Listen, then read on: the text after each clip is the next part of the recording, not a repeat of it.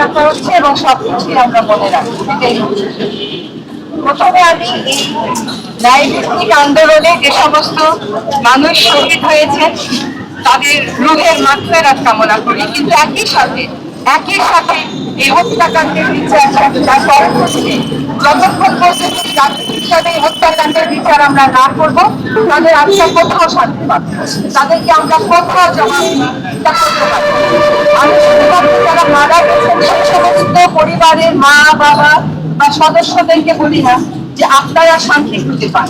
আমি প্রার্থনা করি যে আমরা সকল মা বাবা এই দেশের শান্তি খুঁজে পাই।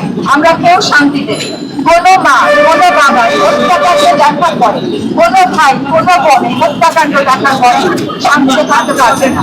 চোখ বন্ধ করলে আবু সাইদের কথা মনে হয়, চোখ বন্ধ করলে আইমাদের কথা মনে হয়। একটা সামরিক সজযান থেকে একটা শরীর, একটা জীবন্ত শরীরকে রাস্তায় ফেলে যাওয়া হলো, সে জীবিত ছিল, তাকে ডাক্তারের কাছে নিয়ে যাওয়া হলো না। এই দেশে আমরা শুনলাম গুলিবিদ্ধ অনেকে হাসপাতাল থেকে হাসপাতাল ছুটেছে, তারা আন্দোলনকারী বলে তাদের চিকিৎসা হয় নাই।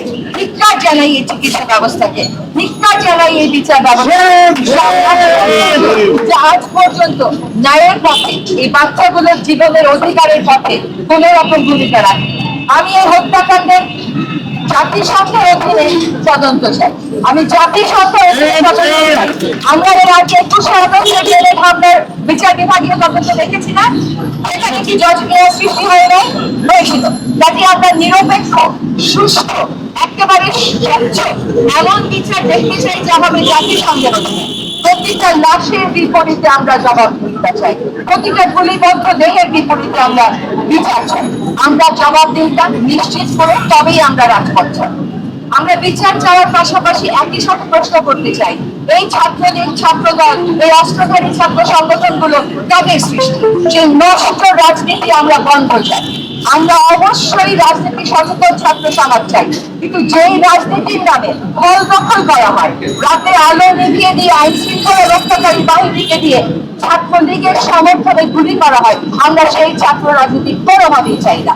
আমরা বিশ্ববিদ্যালয়গুলোতে সকল শিক্ষা প্রতিষ্ঠান অবিলম্বে খুলে দেওয়া হোক এবং সেখানে ছাত্রছাত্রীদের, শিক্ষার্থীদের নিরাপত্তা নিশ্চিত করা হোক, খুলে দেওয়া হোক সকল। আমাদের আইন শৃঙ্খলা রক্ষাকারী বাহিনীর ভাইয়েরা এখানে আছেন, আপনাদের কাছে স্বনির্বন্ধ অনুরোধ, আর একটা গুলিও চালাবেন না, আর একটা গুলিও যেন কোনো মানুষের বুকে, কোনো মানুষের গায়ে আঘাত না লাগে। যে মানসিক আঘাত আপনারা দিয়েছেন তার ফলে মেরে তো ফেলেছে, যে মানসিক আঘাতটা জাতিকে আপনারা দিয়েছেন, আপনাদের সাথে আমাদের সম্পর্ক স্বাভাবিক হতে আর কত যুগ লাগবে তা বলতে পারি না। আমরা কি সিঙ্গাপুর হয়ে গেছি? আপনারা কি সিঙ্গাপুর হয়ে গেছে? এতগুলো বাচ্চা মেয়েরা সিঙ্গাপুরে একটা মন্ত্রী পদত্যাগ করবে না? এটা হতে পারে? এতগুলো লাশের উপরে দাঁড়িয়ে থেকে পুরো ক্যাবিনেট যেরকম ছিল সেরকমই থাকবে? একটা মন্ত্রী দাঁড়িয়ে পদত্যাগ করবে না? আমরা দায়ী সকল মন্ত্রীর পদত্যাগ চাই, আমরা বিচার চাই যাতে সরকার, আমরা শিক্ষা পরিবেশ চাই, আমরা পরিচিত ছাত্র রাজনীতি চাই যেখানে অস্ত্রের ঝঞ্ঝাবাড়ি আর টাকা থাকবে না, আর আমরা দায়ী রাজনীতিবিদদের বিচার চাই, জবাবদিহিতা চাই। আপনাদেরকে ক্ষমা চাইতে হবে। আমরা প্রত্যেকটা বাবা মা, শহীদের বাবা মায়ের কষ্টের মতন কষ্ট বুকে নিয়ে আছি। আমাদের কেউ আর যদি জিজ্ঞেস করে কেমন আছে, ভালো আছি বলতে পারি না। ধর্মের বিধান অনুযায়ী বলতে হয় ভালো আছি আলহামদুলিল্লাহ, কিন্তু বলা যাচ্ছে না আমরা ভালো নেই। এই জাতি ভালো নেই, এই তথ্যটা যত তাড়াতাড়ি বুঝবেন এবং নিজের ভুল স্বীকার করে সেটাকে সংশোধনের দিকে আগাবেন, ততই জাতি। আজকে আমরা যাদের বিরুদ্ধে এখানে এসে দাঁড়িয়েছি, সেটা কি কোনো গণতান্ত্রিক সরকার? সেটা কিন্তু স্বৈর শাসনের আমল আমরা পার করছি না। এই স্বৈর শাসকের হাতে 200 বেশি মানুষের রক্ত লেগে আছে, আমাদের 200 বেশি তাজা প্রাণ, এবং এই 200 বেশি তাজা প্রাণের যদি আমরা আসলে বিচার এবং হিসাব করতে চাই, তাহলে আমাদের খুব পরিষ্কার থাকতে হবে আমাদের সামনের দিনের কাজ। প্রথম কাজ, এই যে যারা হত্যাকাণ্ডের শিকার হয়েছেন, যারা আহত হয়েছেন হাজারে হাজার, যাদের বিরুদ্ধে মিথ্যা মামলা দিয়ে হাজার হাজার মানুষকে গত 3 দিনে বিভিন্ন ভাবে রাষ্ট্রীয় কারাগারগুলোতে নিয়ে যাওয়া হয়েছে, এদের প্রত্যেকটি পরিসংখ্যান, প্রত্যেকটি তথ্য আমাদের কাছে থাকতে হবে। এবং আমরা যারা সারা বাংলাদেশে ছড়িয়ে থাকা সংস্কৃতি কর্মী, ছাত্র, শিক্ষক, সাধারণ জনতা, সামাজিক অ্যাক্টিভিস্ট আছে, আমাদের সকলের একটাই কাজ এখন, প্রধান কাজ হচ্ছে এই তথ্যগুলো যেন হারিয়ে না যায়, এই হত্যাকাণ্ডগুলো, এই মৃত্যুগুলো যেন চাপা দেওয়া না যায়। যে চাপা দেওয়ার কাজ টেলিভিশন চ্যানেলগুলোতে অলরেডি শেষ হয়েছে। তারা এখন আর 200 বেশি বা 300 বা 100 মানুষের মৃত্যু নিয়েও কথা বলছেন না, তারা শুধু বলছেন রাষ্ট্রীয় সম্পদ ধ্বংসের কথা। রাষ্ট্রীয় সম্পদ ধ্বংস হয়েছে আমাদের করের টাকায় তৈরি হওয়া রাষ্ট্রীয় সম্পদ। কারণ সবার আগে আমাদের প্রাণের কথা বলতে হবে, আমাদের চাল দিয়েছি সেই চালের কথা বলতে হবে, প্রতিটা চালের হিসাব দিতে হবে, সেটা হচ্ছে আমাদের প্রধান কাজ। এবং আমি মনে করি আমাদের মধ্যে অনেক ধরনের মানুষ থাকতে পারেন, সামাজিক, রাজনৈতিক, সাংস্কৃতিক, শিক্ষক, নানান রকম পরিচয়ের মানুষ এখানে থাকতে পারেন, কিন্তু আজকে যদি বাংলাদেশে একটা গণতান্ত্রিক স্পেস বা জায়গা তৈরি করা না যায়, তাহলে কোনোদিনই আমরা এই স্বৈর শাসকের সাথে লড়াইয়ে সামনে এগোতে পারবো না। এবং সেই স্পেসটা তৈরি করার জন্য সকলের এক জায়গায় হওয়া প্রয়োজন। শিক্ষক, সাংবাদিক, সংস্কৃতি কর্মী, লেখক, শিল্পী, সবাইকে এক জায়গায় আসতে হবে। আইনজীবী, যে যেই পেশায় থাকেন না কেন, সকল নাগরিককে এই নিপীড়নের বিরুদ্ধে দাঁড়াতে হবে, এই স্বৈর শাসকের বিরুদ্ধে দাঁড়াতে হবে। তাহলেই একমাত্র এই যুদ্ধে জয় আসবে। যুদ্ধে জয় হতেই হবে। 200 বেশি প্রাণ চলে গেছে, হাজার হাজার মানুষ আহত হয়েছেন, হাজার হাজার মানুষ জেলে আছেন। আমাদের এই লড়াইয়ে জয়ী না হয়ে ফেরার কোনো উপায় নাই। সবাইকে ধন্যবাদ, সম্মান।